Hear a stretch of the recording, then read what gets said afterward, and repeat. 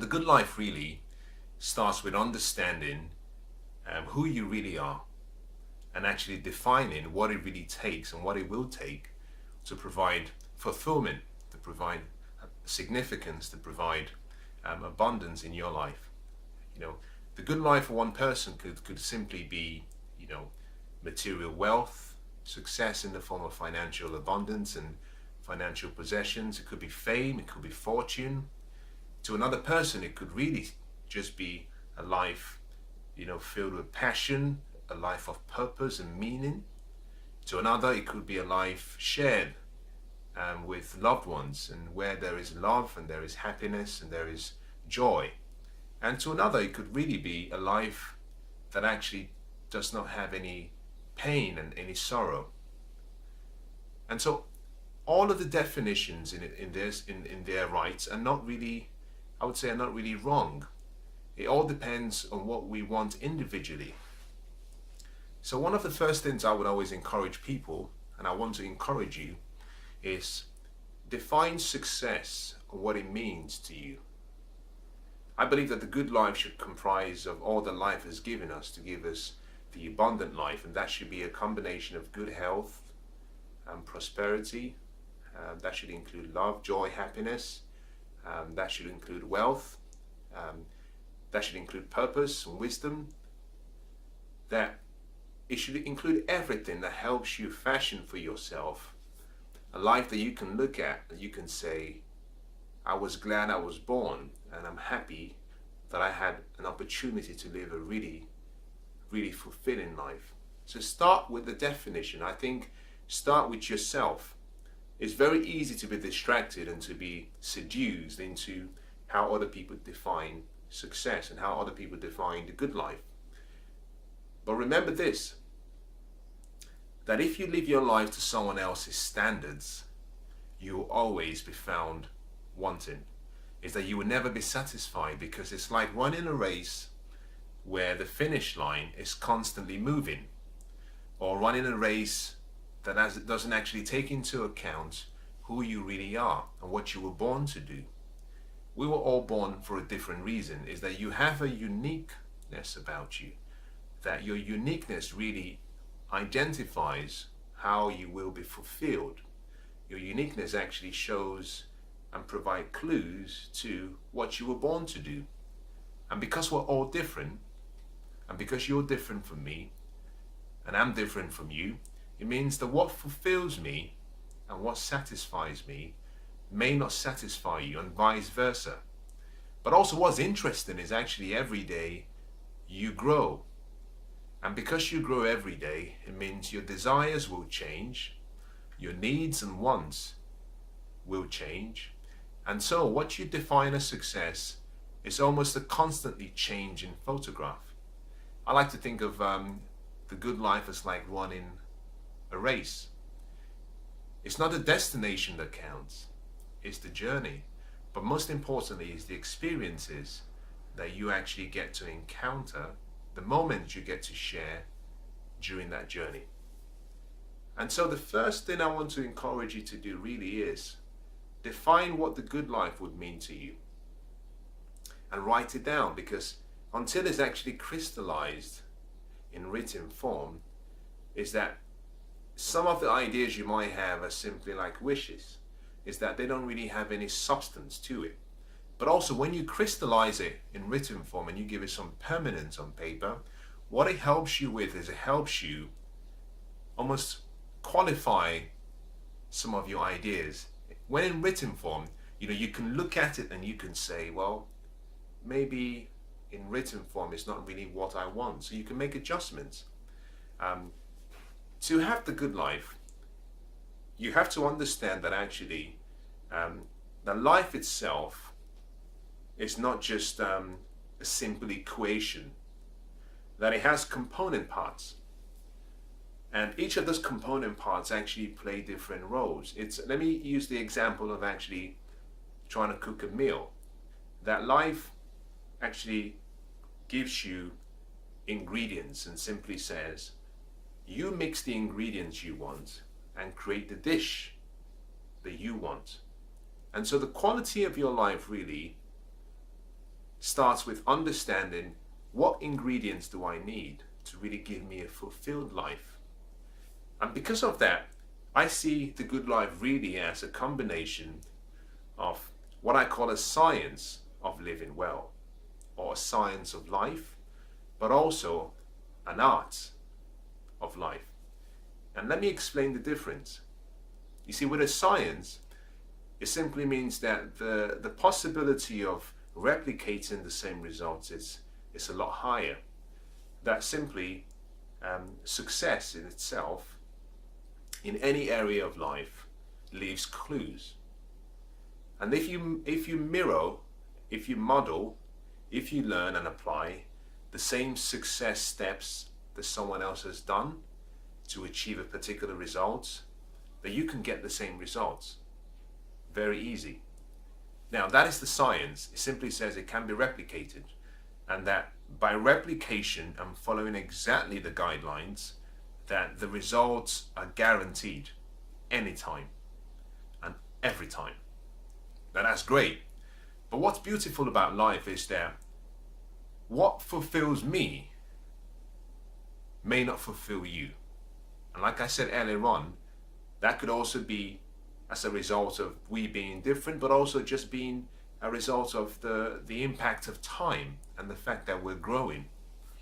The second part of the equation of success really is the art of success, which has to deal with fulfillment. You see, we were all born to have life and have life abundantly. To have the abundant life, you need to have fulfillment. You need to understand what makes you feel significant, and that could be in different forms. And my experience has shown that actually some people define fulfillment really as maybe peace. Some people actually find fulfillment when they're actually fulfilling their purpose. Some people find fulfillment just by being happy, by having joy. Some people actually find fulfillment by actually having all of their goals and dreams actualized. So fulfillment is actually an art form, and everyone has to paint their art of fulfillment on their canvas. It's a very specific and it's a very personal paint process. Is that what fulfills me may not fulfill you. But if you apply the same results and the same steps, if you apply the same steps that I applied for the science of my productivity and success, you're guaranteed the same results. But if you apply the same steps that fulfilled me, you're not guaranteed fulfillment. And that is simply, like I said, because you're different. So one of the things you have to actually understand is, going back to the explanation I was given about a recipe, is see your life really as the most important dish that you will be making. And in that dish, you have all the ingredients that life has given you. And guess what? All of those ingredients are within you. Nothing is outside of you. Everything you need to have a great life is within you. Love is not without. Most people spend a lifetime looking for love outside. Now, how can you be looking for the one thing that you really desire when it's within you? Most people spend a lifetime pursuing success, but they never find it. You see, success always finds a person who has spent little or no time trying to chase it. Someone who is focused and actually making a difference. Success is something that is attracted to you by the person you are. Happiness is the same thing. And most people spend a lifetime trying to find happiness. But happiness really is a choice, it's a decision. And you make that decision by just reconnecting with who you are on the inside. It's that everything you need is within you. So all of the ingredients you need to have the good life is within you. Now you have all the ingredients. The question is, how do you start? How do you produce this beautiful dish?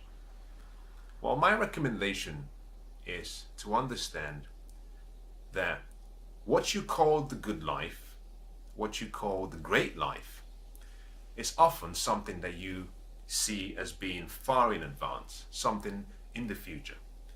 And so on that basis, I want to bring you back a step. I want to bring you back a step. And I want to say to you that really, your life is really a combination of your past, your present, and your future. Your past is really like a cancelled check. Your future is really like a promissory note. Your present is cash you have in hand. And so you have to spend that cash wisely. What does that mean really? What that really means is that your life is lived in one day. Now what we define as the good life is really one day. Because you cannot live in the past and you cannot live in the future. That you can only live in one day. And so, to make a great life, to create the extraordinary life, you simply have to transform your life by transforming one day. And to do that, you simply have to design the life you want. When you design it, you create it, you live into that life. At the end of it, you experience that life in a day, and then you simply replicate or duplicate the same day. And by duplicating the same day, you end up at what we call the good life. You see, you transform your life by starting with one day. If you want to change your life, change it one day at a time. Now, this brings us back to where we were before when we were talking about the ingredients that you need. Now, the ingredients, like I said, are all within you. You just simply have to choose what you want.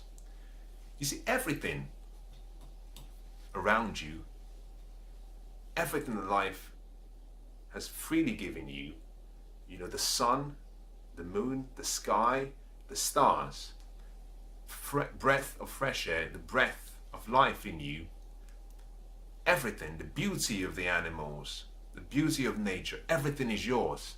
And everything has been given freely to you to help you really enjoy life. You see, life is really, this is your world. The world is your oyster. To create the good life, you have to start by recognizing that everything around you has been freely given to you to ensure that actually you have a great life. That if you're happy and willing to combine everything external that has been given to you with everything inside you, and you mix it in the right proportion at the right time, then you get a good dish. And that is really how you create the good life. Think about this. With you actually every day you get to enjoy the transportation that was designed and that has been managed, supported by people you never got to meet. The lights in your house was designed by people who had an idea. You get to celebrate every day because of all of the ideas that other people invested their life in or for, and that has been given to you. It goes as far as even the language you speak, the alphabets. It wasn't something you had to create. It goes as far as actually your ability to communicate. It was something that someone had to teach you. You see, everything you have, the love you have, everything was given to you. Now, take all of what you have around you and use it to fashion for yourself an exceptional life. And that really starts with you mixing the right ingredients to get the right dish. Success is predictable. Unfortunately, failure is predictable. Success is simply following small daily habits and routines that might seem insignificant in the immediate present, but they lead to almost a tsunami, an avalanche of great results. These are disciplines, we call them disciplines, and these are disciplines you have to apply. The reverse of that is simply failure, which is the lack of disciplines, applied every single day through your habits, through your actions, and through your decisions that lead to a life that is actually completely opposite to what you actually deserve. You see, if you can understand that concept, and if you're willing to take that and simply say, starting today, I'm going to change the course of my life. You see, you don't have to live your life the way you've lived it in the last, say, 20 years or 10 years or 15 years. You were born for greatness. You were born because there is something unique you have. And I want you to remember that. And I want you to remember that actually you were born and made for success. And that inside you is this unlimited potential. And that potential in you can lead you towards actually experiencing the good life. But you have to believe in yourself first. You have to be willing to take action. And then you must be willing to take the ingredients that are necessary, mix it all together, and actually create and fashion for yourself the life you want. Now, how did I discover this? Well, you see, for a long time in my life, I lived in such a way. I come from very humble beginnings. And I was raised in such a way by two very great parents. Amazing. My father is such a unique man. I often say that if I turn out half the man my father is, I think I'll be an exceptional father, but also I believe I'll be an exceptional contribution to the world. Such a great man. I hold him in high regard. He's my hero. My mother, just full of love. Great woman, amazing woman, incredibly beautiful woman, great heart. And with the love and the support from my mother, I've become who I am today. And she's directed my path. And coming from two unique individuals who had poured in so much love to me, I've become who I am today. But we came from very poor backgrounds. I come from a very poor family. And if you saw where I was born, or where I grew up, and you saw me today, you would find it very difficult to agree that both are still the same life, because the contrast is so huge. I believe actually part of that reason is because of the foundational philosophies and beliefs that actually were put in me from a young age that have actually guided me. But in addition to that, it has come as a result of me actually letting go of any self-limiting beliefs that I had about myself and I had about my future, and then holding on to and finding true wisdom and finding people who had actually achieved the life that I was seeking, and making a decision to actually learn from them and model them. That is the science. But also then searching within myself to understand who I really was and what my purpose was and what my uniqueness was and what it was I was here to do in the world and how I could make a contribution. And through that self-study, through that internal self-analysis, I came to the understanding that what fulfills me is very different. And therefore I found the two core parts of that equation, the science, which I learned from other people, because I had tried a number of things through life and I had succeeded and I had failed and I had failed. And then I came to the conclusion that there was an easier way to live.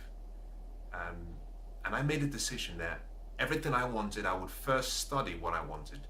So I said, okay, first I want to be wealthy. I said, fine, study wealth. And then I said, I want to be happy. Then I became almost a student of the art of happiness. And then I said, okay, I want to be healthy. And then I started changing my lifestyle.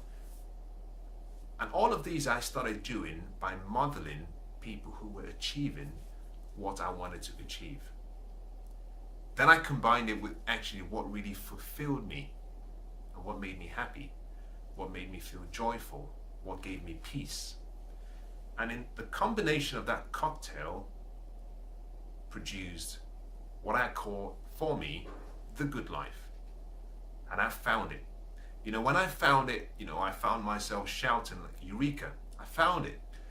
It's the same Eureka feeling that the great, I believe, scientist Archimedes, when he exclaimed whilst he was in the bathroom, and he rushed out of the bathroom without putting on any clothes, as he exclaimed, Eureka, Eureka, I found it. You see, for me, that was almost what you call a breakthrough experience, where I found a revelation within me that this life really has to be fashioned and formed by my standards and by how I want to live, and that I shouldn't always keep trying to run a race or run to a standard defined by other people.